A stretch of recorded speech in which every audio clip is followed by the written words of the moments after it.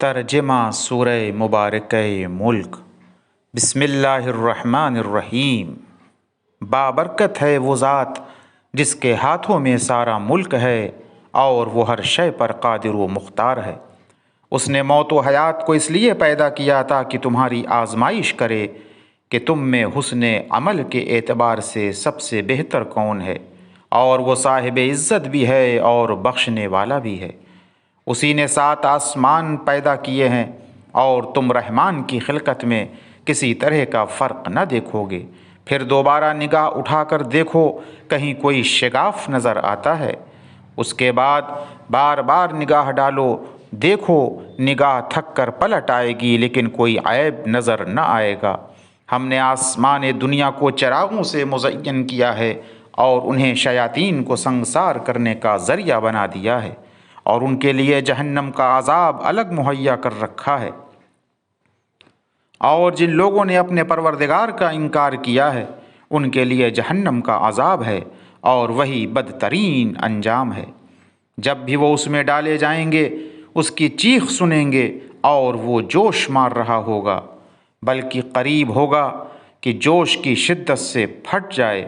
جب بھی اس میں کسی گروہ کو ڈالا جائے گا تو اس کے داروغہ ان سے پوچھیں گے کہ کیا تمہارے پاس کوئی ڈرانے والا نہیں آیا تھا؟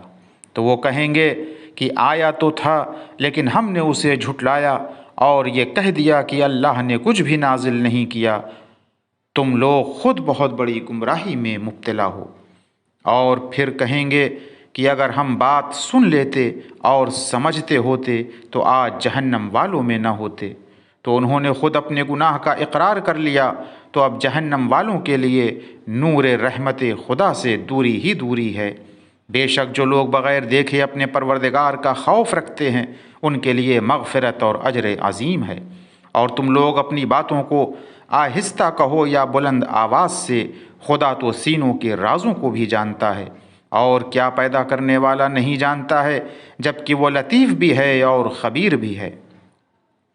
اسی نے تمہارے لیے زمین کو نرم بنا دیا کہ اس کے اطراف میں چلو اور رزق خدا تلاش کرو، پھر اسی کی طرف قبروں سے اٹھ کر جانا ہے۔ کیا تم آسمان میں حکومت کرنے والے کی طرف سے مطمئن ہو گئے کہ وہ تم کو زمین میں دھسا دے اور وہ تمہیں گردش ہی دیتی رہے؟ یا تم اس کی طرف سے اس بات سے محفوظ ہو گئے کہ وہ تمہارے اوپر پتھروں کی بارش کر دے؟ پھر تمہیں بہت جلد معلوم ہو جائے گا کہ میرا ڈرانا کیسا ہوتا ہے۔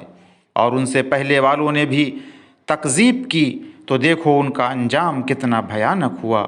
کیا ان لوگوں نے اپنے اوپر ان پرندوں کو نہیں دیکھا جو پر پھیلا دیتے ہیں اور سمیٹ لیتے ہیں کہ انہیں اس فضا میں اللہ کے علاوہ کوئی نہیں سنبھال سکتا کہ وہی ہر شے کی نگرانی کرنے والا ہے؟ کیا یہ جو تمہاری فوج بنا ہوا ہے خدا کے مقابلے میں تمہاری مدد کر سکتا ہے؟ بے شک کفار صرف دھوکے میں پڑے ہوئے ہیں۔ یا یہ تم کو روزی دے سکتا ہے اگر خدا اپنی روزی کو روک لے؟ حقیقت یہ ہے کہ یہ لوگ نافرمانی اور نفرت میں غرق ہو گئے ہیں۔ کیا وہ شخص جو منہ کے بھل چلتا ہے وہ زیادہ ہدایت یافتہ ہے یا جو سیدھے سیدھے صراط مستقیم پر چل رہا ہے؟ آپ کہہ دیجئے کہ خدا ہی نے تمہیں پیدا کیا ہے اور اسی نے تمہارے لیے کان، آنکھ اور دل قرار دیے ہیں، مگر تم بہت کم شکریہ ادا کرنے والے ہو۔ کہہ دیجئے کہ وہی وہ ہے کہ جس نے زمین میں تمہیں پھیلا دیا اور اسی کی طرف تمہیں جمع کر کے لے جایا جائے گا۔ اور یہ لوگ کہتے ہیں کہ اگر تم لوگ سچے ہو تو یہ وعدہ کب پورا ہوگا؟ آپ کہہ دیجئے کہ علم اللہ کے پاس ہے اور میں تو صرف واضح طور پر ڈرانے والا ہوں۔ پھر جب اس قیامت کے عذاب کو قریب دیکھیں گے تو کافروں کے چہرے بگڑ جائیں گے اور ان سے کہا جائے گا کہ یہی وہ عذاب ہے جس کے تم خواستگار تھے۔ آپ کہہ دیجئے کہ تمہارا کیا خیال ہے کہ خدا مجھے اور میرے ساتھیوں کو ہلاک کر دے یا ہم پر رحم کرے تو ان کافروں کا دردناک عذاب سے بچانے والا کون ہے؟ آپ کہہ دیجئے کہ وہی خدائے رحمان ہے جس پر ہم ایمان لائے ہیں اور اسی پر ہمارا بھروسہ ہے۔ پھر ان قریب تمہیں معلوم ہو جائے گا کہ کھلی ہوئی گمراہی میں کون ہے۔ کہہ دیجئے کہ تمہارا کیا خیال ہے اگر تمہارا سارا پانی زمین کے اندر جذب ہو جائے تو تمہارے لیے چشمے کا پانی بہا کر کون لائے گا؟ وآخر دعوانا ان الحمد للہ رب العالمین۔